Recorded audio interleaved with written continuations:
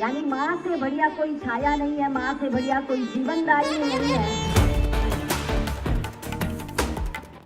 अगर महिला श्रेष्ठ है तो परिवार में गुलाम बनकर क्यों रहे? संस्कार, सामर्थ्य, सेवा तथा सदाचार, इन 4 स्तंभ के माध्यम से मातृत्व सशक्तिकरण का कार्य विश्व मांगल्य सभा द्वारा संपन्न हो रहा है। सत्र में आगे बढ़ते हुए मैं हमारे सभी मान्यवरों का परिचय आपसे करवा दूं। परम पूजनीय सरसंघचालक डॉक्टर श्री मोहन जी भागवत, आपका जन्म 11 सितंबर 1950 में हुआ। आयु के मात्र 4 वर्ष से आप चंद्रपुर शहर से स्वयंसेवक के रूप में राष्ट्रीय स्वयंसेवक संघ से जुड़े हैं। BVSC एंड DH शिक्षा प्राप्त करने उपरांत आपने 1974 से राष्ट्रीय स्वयंसेवक संघ में प्रचारक के रूप में दायित्व निर्वहन शुरू किया। 1987 से 1994 आप प्रार्थना प्रचारक रहे।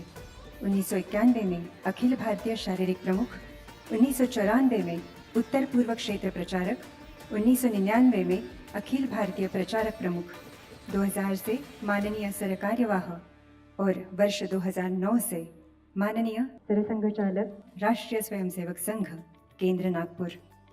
मैं वरुणी रेड्डी तेलंगाना प्रांत संयोजिका तथा गीता चौहान तेलंगाना प्रांत संयोजिका कोषाध्यक्ष इन्हें परम पूजनीय सरसंघचालक मोहन जी भागवत इनका स्वागत सम्मान करने हेतु यहाँ आमंत्रित करती हूँ।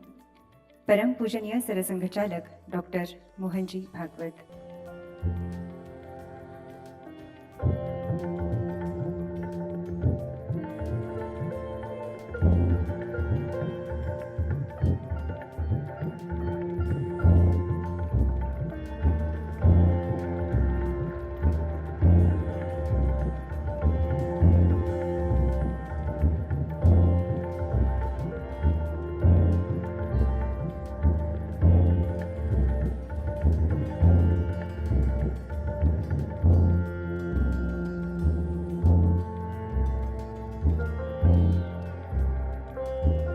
परम पूजनीय सभाचार्य श्री जितेंद्रनाथ महाराज इनका स्वागत तथा सम्मान करने हेतु मैं नंदाजी भोसले तेलंगाना प्रांत सचिव तथा टी भारती जी भाग्यनगर सह कोषाध्यक्ष इन्हें पूजनीय सभाचार्य श्री जितेंद्रनाथ महाराज, श्री श्री 1008 आचार्य स्वामी जितेंद्रनाथ महाराज, श्रीनाथ पीठ, श्री देवनाथ मठ, श्री क्षेत्र अंजनी ग्राम, महाराष्ट्र।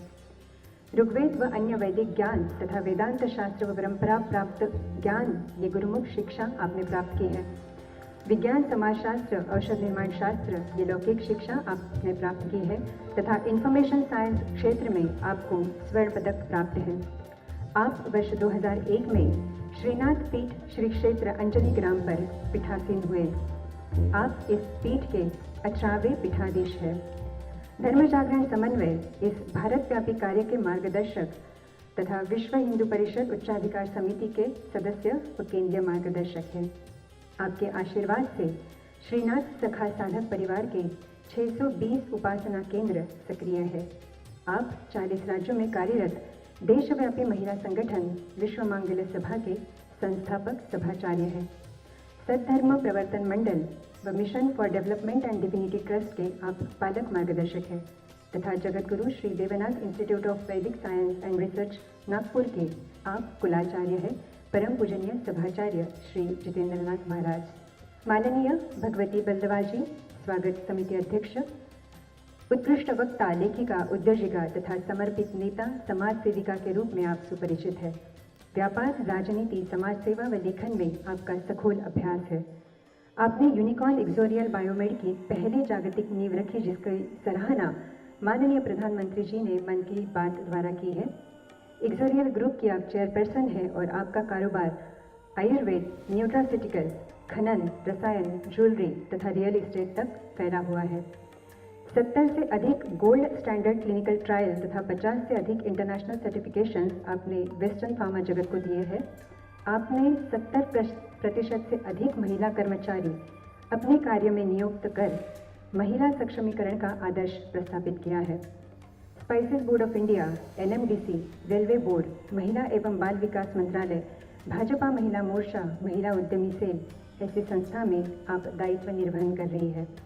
आपका जीवन हम सभी के लिए एक बहुत बड़ी प्रेरणा है। आपका भी शब्द सुमनों से स्वागत। मैं परम पूजनीय सरसंघ चालक डॉक्टर श्री मोहन जी भागवत तथा परम पूजनीय श्री जितेंद्र नाथ जी महाराज इनसे प्रार्थना करती हूँ कि दीप प्रज्वलन तथा प्रतिमा पूजन करते हुए इस कार्यक्रम का शुभारंभ कीजिए।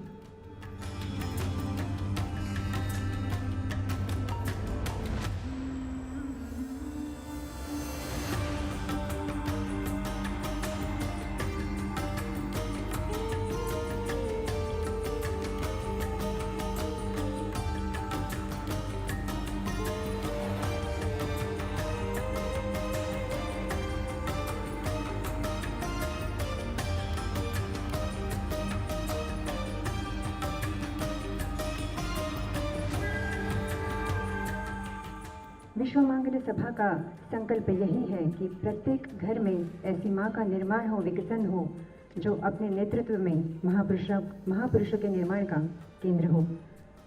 बदलते समय के साथ माँ की जिम्मेदारी भी बदल रही है, किंतु ये बदलाव संस्कृति को कायम रखते हुए स्वीकार किया जाए, ऐसा हमें आज मार्गदर्शन प्राप्त होने जा रहा है और इसी हेतु आज इस बैठक का आयोजन हुआ है। जो मानती है कि नास्ति मातृ समा छाया, नास्ति मातृ समा गति, नास्ति मातृ समा त्राण, नास्ति मातृ समा प्रपाह। यानी माँ से बढ़िया कोई छाया नहीं है, माँ से बढ़िया कोई जीवनदायिनी नहीं है, माँ से बढ़िया कोई गति नहीं है और माँ से बढ़िया कोई हमारी रक्षा करने वाला नहीं है। यानी हम माताओं को इतना उच्च स्थान हमारी संस्कृति ने दिया। सबसे बढ़िया जो मुझे लगता है मेरी बहनों को यही लगा कि उस बच्चों को पालने की जिम्मेदारी पिता की भी है, परिवार की भी है, समाज की भी है, हम सब की सामूहिक जिम्मेदारी है। तो बहनों, बहती नदियाँ की धार बनो, यानी तुम परिवर्तनशील के साथ गतिमान रहो, गुल की रक्षा में खार बनो। जिस तरह से गुलाब के फूल का कांटे रक्षा करते हैं बाहरी और आंतरिक दोनों मुश्किलों में, तो गुल उसी तरह अपनी संतान की आप रक्षा करें। तो बहती नदियाँ की धार बनो, गुल की रक्षा में खार बनो, वीरांगना सा श्रृंगार बनो, मेहमानों का सत्कार बनो, माँ की ममता और प्यार बनो, संतानों की संस्कार बनो, निज संस्कृति का आधार बनो। पर आज की जो परिस्थिति है उसमें हम बहनों को लगता है कि जो वक्त फाड़ दे दुष्टों का, तुम रानी की तलवार बनो। यानी हमारे हाथों में टेक्नोलॉजी भी हो पर हृदय में हमारे संस्कृति हो, हमारे विचार आधुनिक हो लेकिन हमारा चरित्र भारतीय हो। हमें हमारी डिग्री जो मिलती है वो जीवन चलाती है, लेकिन हमारे जीवन मूल्य हमारे जीवन को संवारते हैं।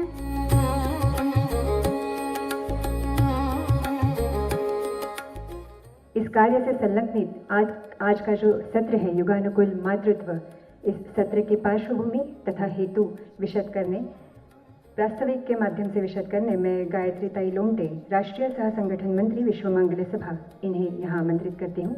गायत्री ताई लोमटे। विश्व मांगल्य सभा, इसका मूल विषय ही माँ मातृ निर्माण, यह विषय को सामने रखते हुए विश्व मांगल्य सभा का कार्य गत 16 वर्ष से शुरू है। 2010 में नागपुर महाराष्ट्र से शुरू हुआ यह कार्य 16 साल में आज 35 प्रांतों में भारतवर्ष में प्रस्थापित हो चुका है। साथ ही विदेश में भी 14 देशों में भी अपना कार्य शुरू हो चुका है। हम सभी जानते हैं हर परिवार में, हर घर में कई सारे समस्याओं पर हमारा चिंतन मंथन हमेशा होता रहता है। हमारी चर्चाओं में आता है कि समाज की ये चीज़ें बदलनी चाहिए, यह क्षेत्र ऐसा है, शिक्षा क्षेत्र में यह बदलाव आना चाहिए, डॉक्टर सेवा क्षेत्र में यह बदलाव आना चाहिए। ऐसे कई सारे समस्याओं को हम रोज घर घर में चर्चा करते हैं। विश्व मांगल्य सभा का जो कार्य शुरू हुआ वह यह सभी समस्याओं के समाधान हेतु ही एक मूल विषय को हाथ लगाने का निर्णय हुआ।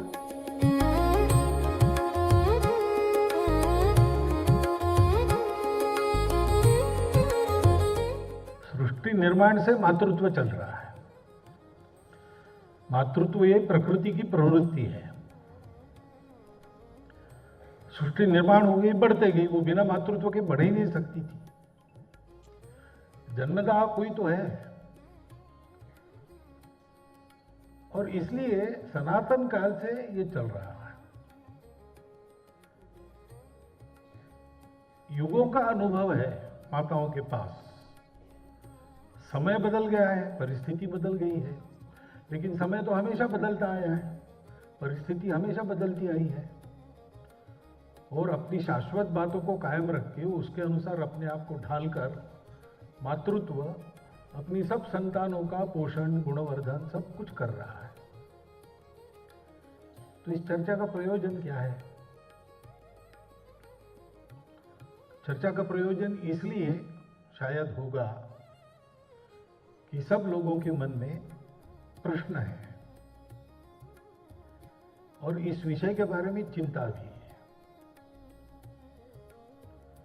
ऐसा ये हमने पहली बार देखा।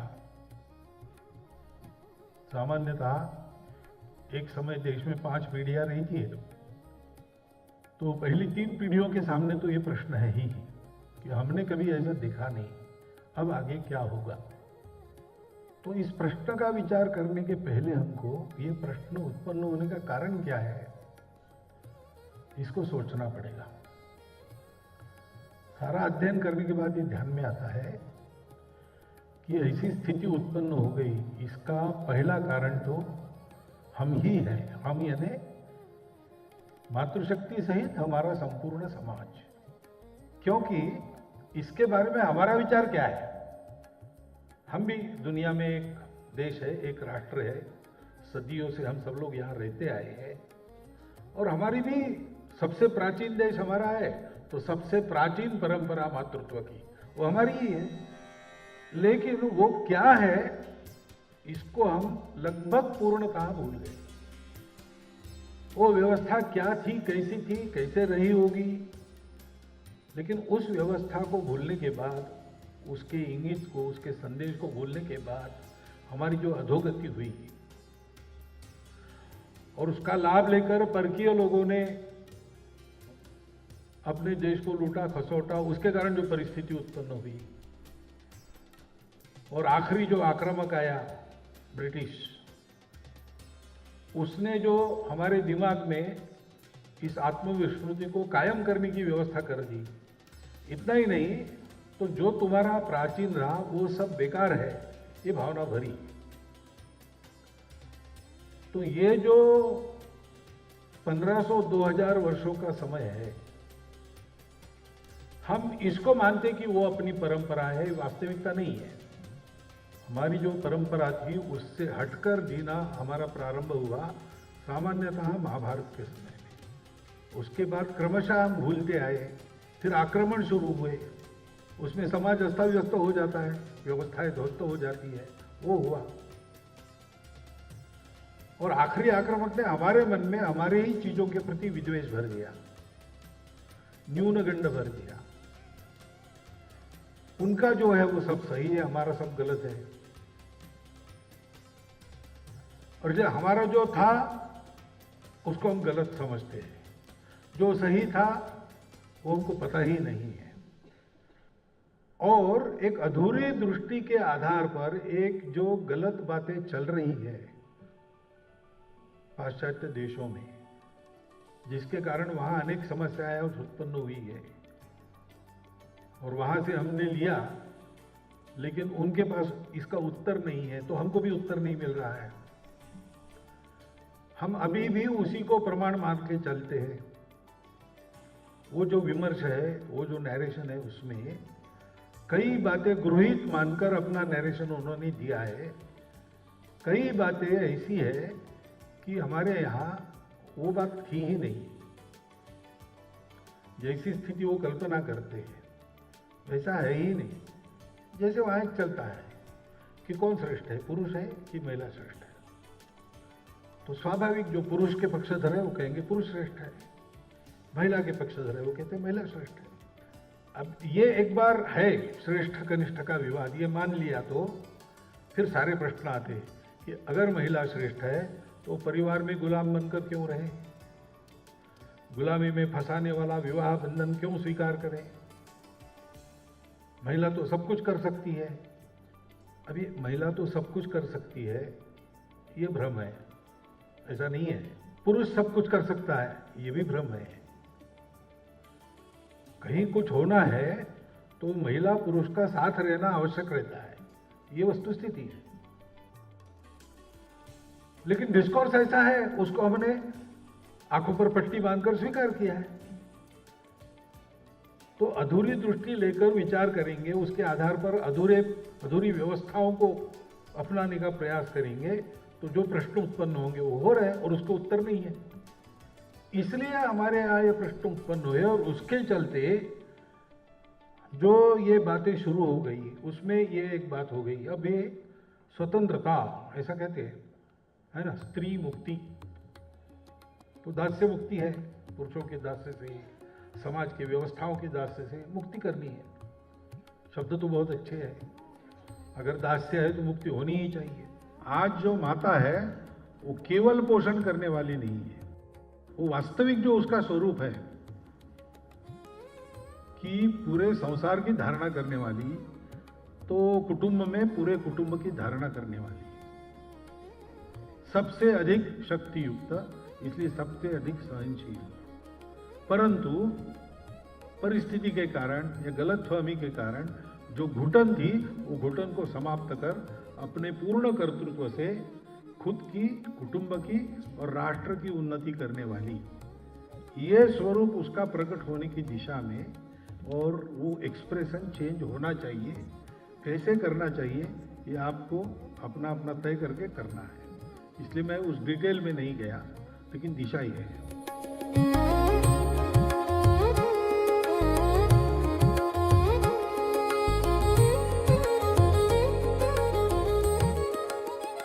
तो समाज का यूनिट है कुटुंब। जैसे समाज में पुरुष होते हैं, कुटुंब में पुरुष है। जैसे में महिला होती है, महिला है। जैसे एक बालक होता है, बालक है। बालिका होती है, बालिका है। समाज किसी भूमि पर रहता है, परिवार का भी एक घर होता है।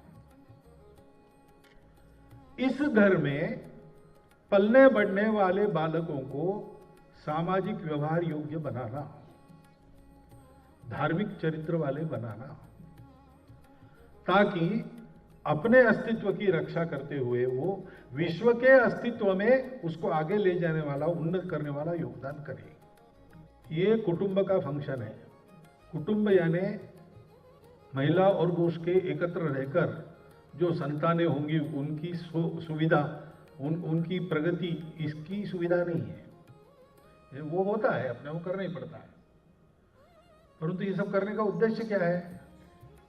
समाज की धारणा हो जिससे धर्म बढ़े, सारी दुनिया ठीक चले। ये काम कुटुंब का है। और कुटुंब तब तैयार होते हैं जब विवाह होता है। तो अधूरी दृष्टि के आधार पर देखेंगे और सोचेंगे तो लगेगा ये तो गुलामी है। ये क्या है?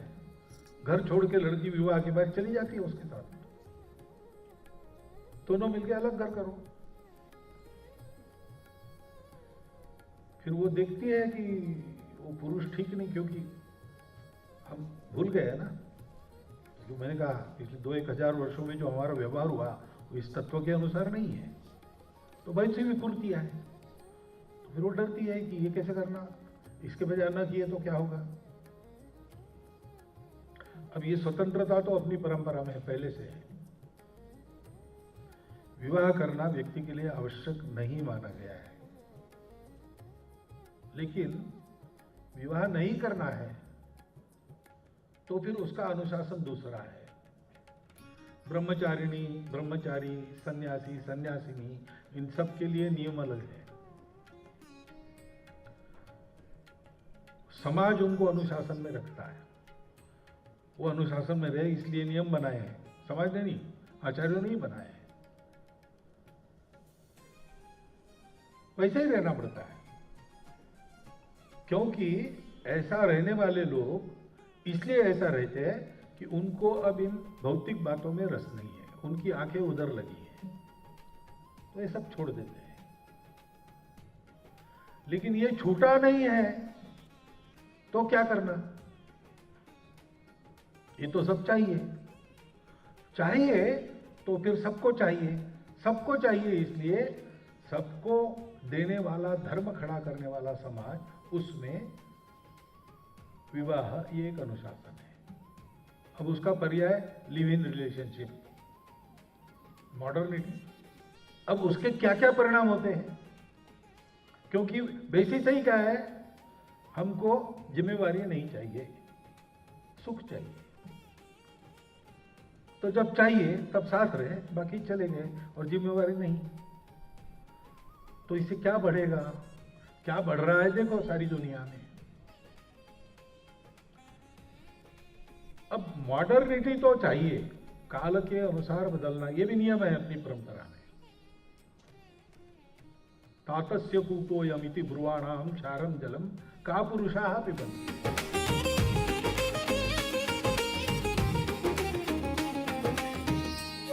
मैं माननीय भगवती बिलडवार जी से निवेदन करती हूँ कि आभार प्रदर्शन करने हेतु आप यहाँ आए, और आभार प्रदर्शन के तुरंत बाद हम वंदे मातरम से समापन करेंगे। विश्व मांगल्य सभा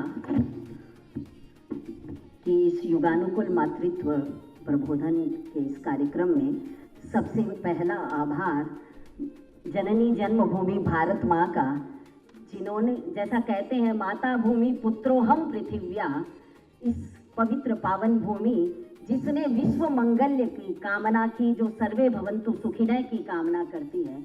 आभार जननी जन्मभूमि भारत माँ का। दूसरा आभार हम सब बहनों की तरफ से ईश्वर का, जिन्होंने हमें इस सत्य सनातन संस्कृति में पैदा किया। आभार परम पूज्य सरसंघ चालक जी का, जिन्होंने अपने व्यस्ततम समय से इतना समय हम बहनों के लिए निकाला, हम माताओं के लिए निकाला, और आज विश्व भर के करोड़ों स्वयं सेवक और स्वयं सेविकाएं जिनके मार्गदर्शन को दिशा दर्शन के रूप में लेती है, उन्होंने कहा युगानुकूल मातृत्व में हमें काम करना है टीम की तरह। हमें अपनी शक्ति को, उन्होंने माताओं को कहा, आप तो शक्ति स्वरूपा हो, आपको अपनी शक्ति को स्वयं पहचानना है और बच्चों के साथ संवाद स्थापित करना है। आभार परम पूज्य आचार्य जितेंद्र नाथ जी महाराज का, प्रशांत जी भाई साहब का, वर्षा ताई का, नलिनी ताई का, सूरज जी का, दोनों गायत्री जी का, दोनों पूजा जी का, और जो सारी प्रचारिकाएं हैं जो जिन्होंने विश्व मांगल्य सभा को 16 साल पहले एक बीज को बोया, आज वो एक विशाल वटवृक्ष के रूप में यहाँ दिखाई दे रहा है।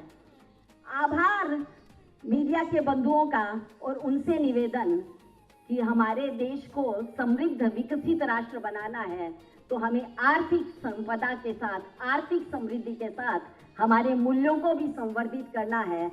और आप मीडिया के हमारे बंधु पॉजिटिव प्रचार करें, ऐसा आपसे निवेदन। आभार हमारे यहाँ के प्रांत प्रचारक लिंगम श्रीधर जी का। आभार स्वागत समिति की सभी बहनों का, जिनका मैं कुछ विशेष रूप से नाम लेना चाहूँगी। बहन कुसुम जी गुप्ता का, बहन उमा जी गुरका का, लक्ष्मी SS लक्ष्मी जी का, साइती जी का, किरण जी का, वैष्णवी प्रसाद जी का, संगीता रेड्डी जी का, बहन संगीता लोहिया जी का, शोभा बल्दवा जी का, सुषमा तोतला जी का, और आभार बहन श्रुति जी और उनकी सारी टीम का, उनके परिवार का, पूजा जी नरेडी और उनके परिवार का, नेहा जी सोंथालिया एवं उनके परिवार का, उदयश्री पटेल जी का, गीता जी चौहान का, और नंदावती भोसले जी का, और आप सब जो इतनी भारी संख्या में जो बहनें यहाँ आई, क्योंकि हम चाहती हैं कि इस युगानुकूल मातृत्व में हम पेस बनाकर, जिस तरह से परिवर्तन हो रहा है युग में, उसी पेस के साथ हम माँ भी अच्छी बने और हम अपने सपनों को भी साकार करें। ये भावना लेकर जब आप आई है तो यहाँ से जो भी परम पूज्य सरसंघ चालक जी ने हमें छोटे छोटे सूत्र दिए हैं, उन सूत्रों को आत्मसात करें और उनको अपने जीवन में अपनाएं, क्योंकि ईंट और पत्थरों से तो मकान बनता है, लेकिन उस मकान को घर हमारी बहनें, हमारी माताएं बनाती है। उसी तरह आर्थिक समृद्धि भले ही हमारे पुरुष भाई देते होंगे, लेकिन देश का, राष्ट्र का निर्माण हमारी माताएं करती है। इसलिए यहाँ से हम ये संकल्प लेकर जाएं कि हम एक अच्छी माँ बनने के साथ साथ हम एक अच्छी देश की नागरिक भी बनेंगे।